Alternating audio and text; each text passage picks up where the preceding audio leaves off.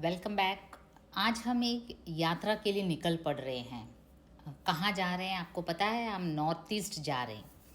North east देखिए, भारत का ये जो भाग है नॉर्थ ईस्ट, वहाँ मेघालय हम जा रहे हैं। ये जो नॉर्थ ईस्टर्न स्टेट्स हैं एक्चुअली सेवन सिस्टर्स के नाम से जाना जाता है। इसमें क्या है, 7 स्टेट्स हैं, जैसे अरुणाचल प्रदेश, आसाम, मेघालय, मणिपुर, मिज़ोरम, नागालैंड और त्रिपुरा। ये आपको पता ही है, वैसे आपने आपके स्कूल ज्योग्राफी में पढ़ा ही होगा। एनीवे हम आज जा रहे हैं मेघालय की ओर। मेघालय जैसे नाम से ही ध्वनित है, मेघों का आलय या फिर बादलों का घर, अबोर्ड ऑफ क्लाउड्स। मेघालय नाम से ही एकदम व्यक्त है।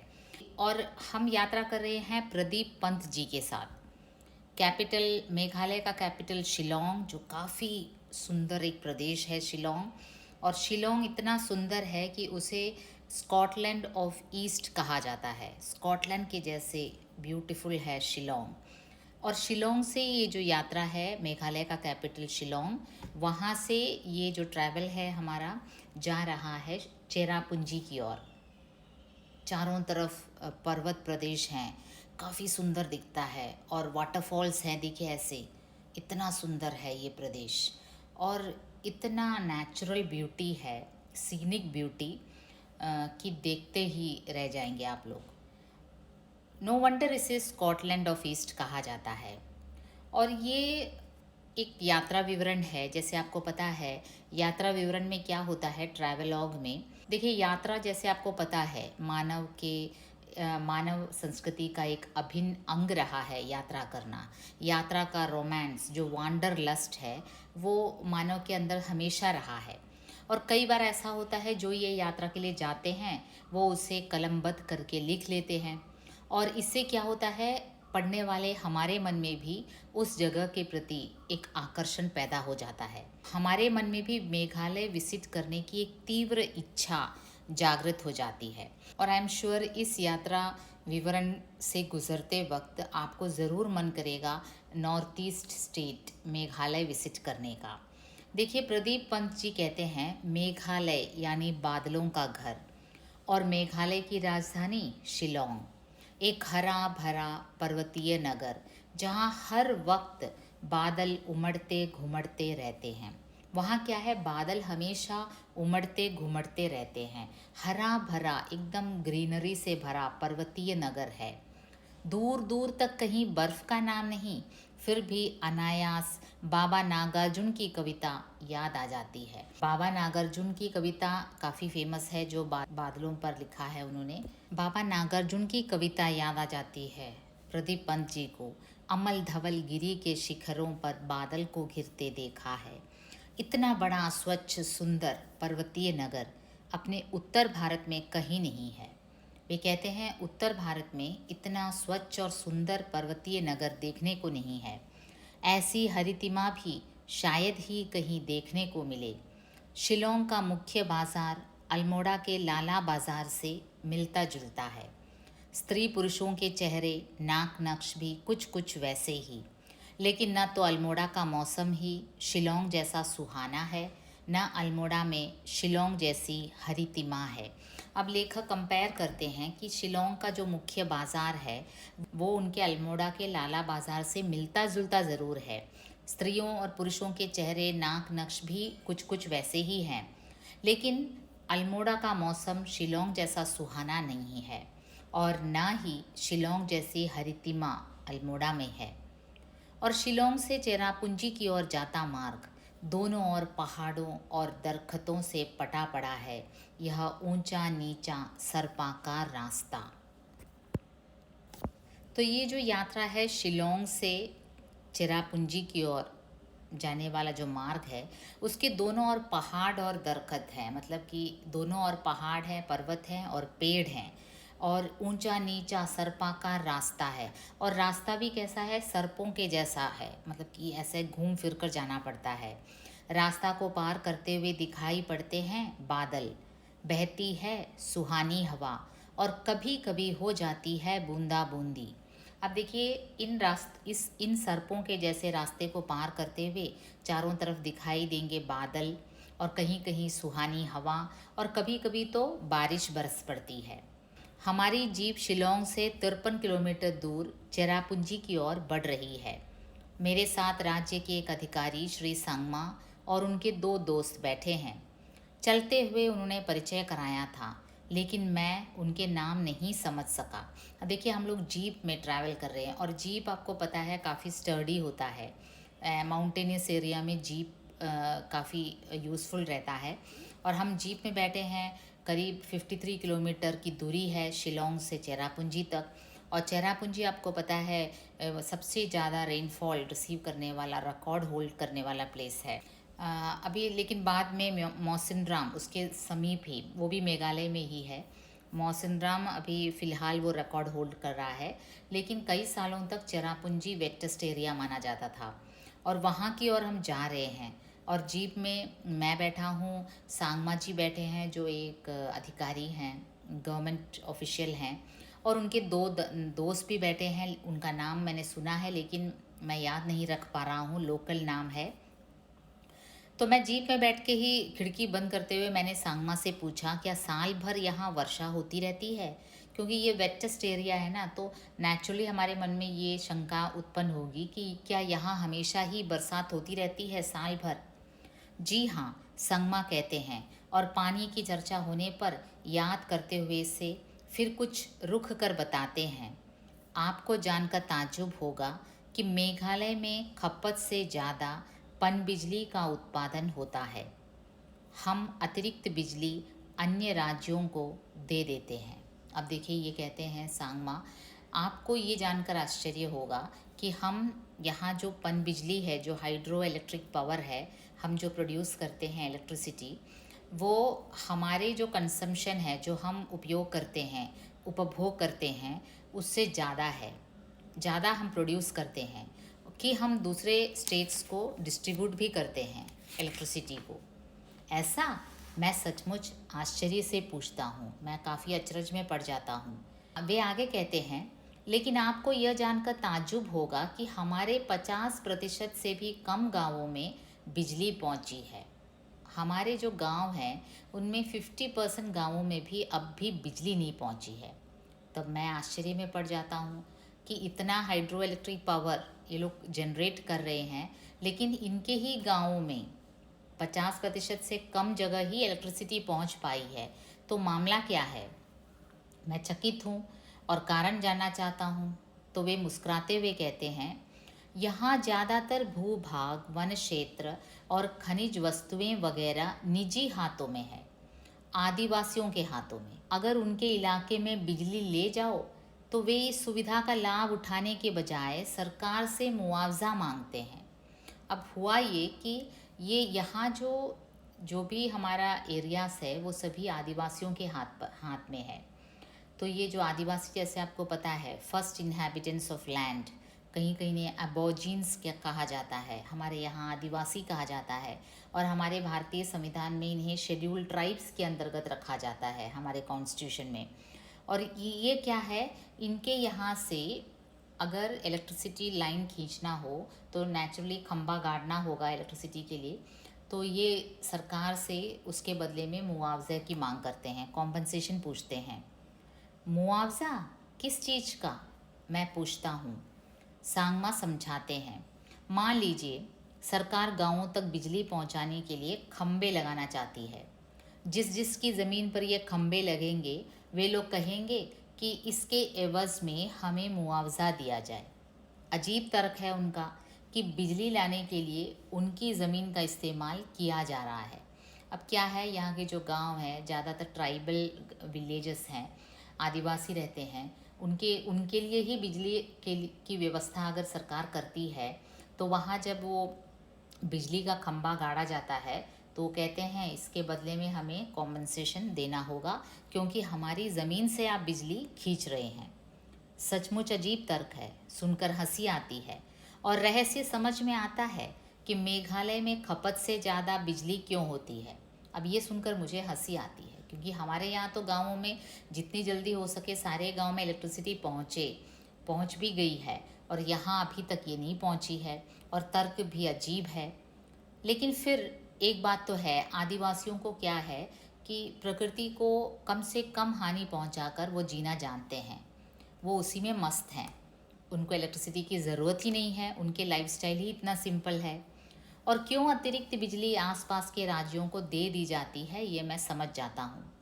वैसे यदि यहाँ सभी गांव बिजली से जगमगा उठें तो भी अतिरिक्त बिजली का उत्पादन होता रहेगा। वैसे मैं सोचता हूँ कि यहाँ इतनी बरसात होती है, इलेक्ट्रिसिटी प्रोड्यूस किया जा सकता है कि अगर पूरे गांव में भी बिजली सप्लाई कर दी जाए तो भी कोई बात नहीं, अधिक बिजली बच सकती है। हम पहाड़ों को निहारते हुए चेरापूंजी की ओर बढ़ रहे हैं। सड़क के उस पार पहाड़ी कोहरे से घिरी हुई है, कुछ नहीं दिखाई देता सिवा धवल उज्ज्वल कोहरे के। अब देखिए, ये जो रास्ता है 53 किलोमीटर्स हमें पार करना है, माउंटेन एरिया है, सर्पों के जैसे रास्ते हैं और रास्ते में कुछ दिखाई भी नहीं दे रहा है, पूरा कोहरा छाया हुआ है, एकदम सब घिरा हुआ है, कुछ नहीं दिखाई देता सिवा धवल उज्ज्वल कोहरे के। और कहीं कहीं कोहरे को चीरते हुए कुछ चोटियां ज़रूर नज़र आती हैं, वृक्ष ज़रूर नज़र आते हैं, इसके अलावा कुछ दिखाई नहीं देता। 3 पर्वतीय अंचलों में बटा हुआ है मेघालय। ये जो मेघालय है उसका जोग्राफिकल लोकेशन कैसा है, 3 पर्वतीय एरियाज में बटा हुआ है। एक तो है खासी पर्वत, गारो पर्वत और जयंतिया पर्वत। ये जो पर्वत प्रदेश है उसी के आधार पर वहाँ के ट्राइब्स को भी कहा जाता है। जैसे खासी ट्राइब है, गारो ट्राइब है और जयंतिया ट्राइब है, ये ही मुख्य ट्राइब्स हैं। वैसे और भी आदिवासी ट्राइब्स हैं वहाँ पे। और इन्हीं 3 पर्वतीय अंचलों से बने हैं 5 जिले। अब 5 जिला है वहाँ: पूर्वी खासी पर्वत जिला, पश्चिमी खासी पर्वत जिला, पूर्वी गारो पर्वत जिला, पश्चिमी गारो पर्वत जिला और जयंतिया पर्वत जिला। हर अंचल की अपनी अलग संस्कृति है, रीति रिवाज है, पर्व उत्सव हैं। हर एक अंचल की, ये जो पर्वतीय अंचल हैं, जैसे हमने कहा खासी पर्वत, गारो पर्वत और जयंतिया पर्वत, इनकी अपनी अपनी अलग अलग विशेषताएं हैं। रीति रिवाज में भी थोड़ा थोड़ा डिफरेंस है, उनके पर्व और उनके उत्सवों में भी थोड़ा थोड़ा डिफरेंस है। लेकिन हर कहीं पारिवारिक व्यवस्था मात्र सत्तात्मक है। उनकी जो पारिवारिक स्ट्रक्चर है मैट्रिलिनियल है, मात्र सत्तात्मक, पितृ सत्तात्मक नहीं है। तो उससे क्या होता है, भूमि, धन, संपत्ति सब माँ से बेटी को मिलती है। ये मैट्रिलिनियल सिस्टम की विशेषता है। पितृ सत्तात्मक में पुत्र को मिलता है, यहाँ मात्र सत्तात्मक में माँ से बेटी के हाथ जाता है ये धन संपत्ति। मात्र सत्तात्मक व्यवस्था होने के कारण यहाँ नारी शोषण की वैसी घटनाएं नहीं होती जैसे कि देश के अन्य भागों में देखने सुनने को मिलती है। अब देखिए, ये मात्र सत्तात्मक व्यवस्था है, इसलिए यहाँ देश के अन्य क्षेत्रों में जहाँ नारी शोषण होता है वैसे उदाहरण यहाँ नहीं मिलते। स्त्री का यहाँ वर्चस्व है, स्त्री को यहाँ इम्पोर्टेंस है। यह एहसास गुवाहाटी से मेघालय की सीमा में घुसने के साथ ही होने लगता है। तमाम दुकानों पर स्त्रियां सौदा बेचती और बेहिचक बतियाती दिखाई देती हैं। ये जो आसाम से जो नेबरिंग स्टेट है, वैसे आसाम के 2 जिलों को लेकर ही मेघालय बनाया गया 1972 में। तो आसाम के गुवाहाटी से जब हमारी गाड़ी मेघालय में प्रवेश की, तभी से हमें ये पता चला कि यहाँ स्त्रियों को काफ़ी महत्व है, क्योंकि सभी दुकानों में, सभी बिजनेस एरियाज़ में स्त्रियाँ नज़र आती हैं, बातें करती हुई, बेहिचक बतियाती हुई दिखाई देती हैं। शिलोंग में भी उन्हें दुकानों पर बैठे देखा जा सकता है। शायद कमोबेश यह स्थिति पूर्वोत्तर के अन्य राज्यों में भी है। ये नॉर्थ ईस्टर्न स्टेट्स हैं, सभी जगह ये विशेषता पाई जाती है कि स्त्रियां सभी जगह बेहिचक समाज में नज़र आती हैं। ये दिखाता है कि स्त्रियों की वहाँ मान्यता है, वहाँ वर्चस्व है। कुछ साल पहले मणिपुर की राजधानी इम्फाल में भी यही सब देखा था। कुछ साल पहले जब मैं मणिपुर की राजधानी इम्फाल में गया तो वहाँ पे भी यही देखने को मिला। स्त्रियों का एक पूरा का पूरा बाज़ार ही है वहाँ। देखिए, पूरा एक मार्केट है जो केवल it is handed by ladies, स्त्रियों के द्वारा चलाई जाने वाली एक पूरा बाज़ार। तो उसे क्या कहते हैं, माइती बाज़ार कहते हैं। माइती बाज़ार का मतलब क्या है, यानी माँ का बाज़ार। दिन दोपहर हुई नहीं कि सिर पर सब्जी, कपड़ों या अन्य सामान के टोकरे रखे स्त्रियां भी इस बाजार में आ पहुंचती हैं। अब देखिए इस प्रकार की टोकरियां देखो कैसे ब्यूटीफुल हैंडी वर्क है इनका, बैम्बू का जो हैंडी वर्क है, इनकी टोकरियां ऐसे हुआ करती हैं। इसमें ये स्त्रियां अपने सिर पर ये टोकरियां लाद कर, देखो ये है माइती बाज़ार का एक एग्जाम्पल, सभी जगह स्त्रियां नज़र आएंगी। दिन भर सामान की बिक्री कर शाम को अपने अपने घर लौट जाती हैं। किसी प्रकार का वर्ग भेद नहीं, यानी अमीर घरों की स्त्रियां भी इस माइती बाज़ार में मिल जाएंगी और गरीब घरों की स्त्रियां भी। अब देखिए ये एक विशेषता है यहाँ। ये नहीं कि थोड़ी बहुत धन संपत्ति आ गई तो वहाँ के घर की स्त्री माइती बाज़ार में सर पर टोकरी धरे नहीं जाती, ऐसा नहीं है। सभी स्त्रियां जाती हैं, ये वहाँ जाना पसंद करती हैं, इनका अपना स्पेस है वहाँ। तो ये उनके कल्चर का एक भाग है, चाहे अमीर हो या गरीब हो, सभी स्त्रियां जाती हैं। और यह बाज़ार केवल इम्फाल में ही नहीं है, मणिपुर के हर नगर, कस्बे, गांव में है। वहाँ की संस्कृति का एक अटूट सिलसिला है, ये वहाँ के कल्चर का एक सिलसिला है। देखिए इस यात्रा विवरण के द्वारा हमें इस प्रकार की नई नई कौतूहलपूर्ण बातें जानने को मिलती है कि कैसे नॉर्थ ईस्टर्न स्टेट्स में स्त्रियां खुद एक पूरा बाज़ार चलाती हैं और कैसे वहाँ मैट्रिलिनियल सिस्टम है, मातृसत्तात्मक व्यवस्था है, और कैसे वहाँ इतना अधिक इलेक्ट्रिसिटी प्रोड्यूस किया जाता है, हालांकि वहाँ के अपने लोग उसका कंज्यूम नहीं करते। बड़ी दिलचस्प बात बताई थी इम्फाल में मिली एक महिला ने, जो लखनऊ की रहने वाली थी और जिसका लखनऊ विश्वविद्यालय के विधि संकाय के एक मणिपुरी छात्र से प्रेम हो गया था। यह छात्र शिक्षा पूरी करके इम्फाल लौटते समय इस महिला को अपनी पत्नी बनाकर साथ ले आया था। अब इसी प्रकार की एक इंटरेस्टिंग स्टोरी मुझे सुनने को मिली। एक महिला है जो लखनऊ की थी और लखनऊ यूनिवर्सिटी में पढ़ते वक्त उसे प्रेम हो गया था एक मणिपुरी युवा से, और दोनों ने शादी कर ली और शादी के बाद ये मणिपुर आ गए। और वहाँ क्या देखती है यह उत्तर भारतीय पत्नी कि उसकी सास सवेरे सवेरे सिर पर टोकरा रख कर बाज़ार जाती है। एक दिन, 2 दिन, 3 दिन बीत जाने के बाद आखिर एक दिन उसे टोकरे के साथ सामान बेचने बाज़ार जाने से रोक दिया।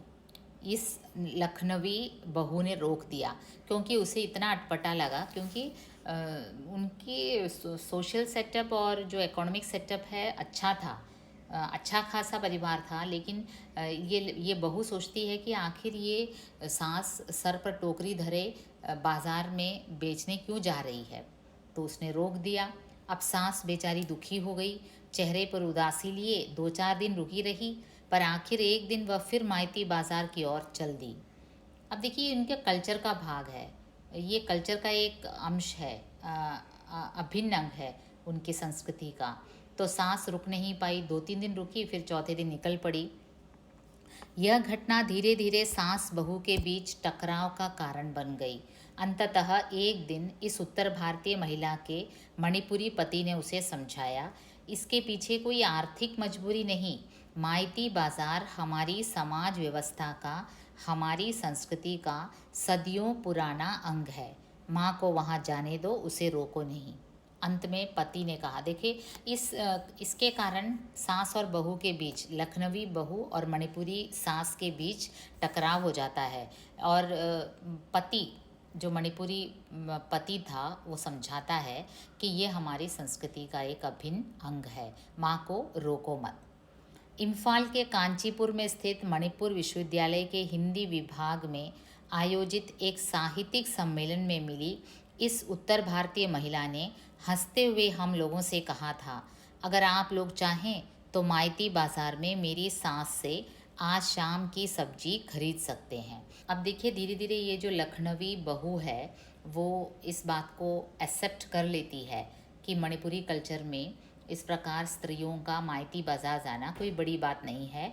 तो वो हंसकर काफ़ी लाइटली लेकर कहती है कि तो वो काफ़ी हंसते हुए कहती है हमसे, जब हमारी मुलाकात उनसे एक साहित्यिक सम्मेलन में हुई थी जो मणिपुर विश्वविद्यालय के हिंदी विभाग में आयोजित किया गया था, तो उस समय उस महिला ने हंसते हुए कहा था कि अगर आप लोग चाहें तो माइती बाज़ार में मेरी सास से आज शाम की सब्जी खरीद सकते हैं। तो ये है मणिपुरी लोगों के जो संस्कृति, उनकी जो सिंप्लिसिटी है उनके लाइफ की, स्त्रियों को जो अहमियत दी जाती है, और इस कारण नॉर्थ ईस्ट में स्त्रियों पर किए जाने वाले अत्याचार काफ़ी कम नज़र आते हैं। और इस प्रकार प्रदीप पंत जी के इस यात्रा विवरण के ज़रिए हम भी पहुंच गए हैं मेघालय, और मेघालय के कैपिटल शिलोंग से हमारी भी ये यात्रा चेरापूंजी की ओर है। अगले एपिसोड में फिर मुलाकात होगी, तब तक के लिए नमस्ते।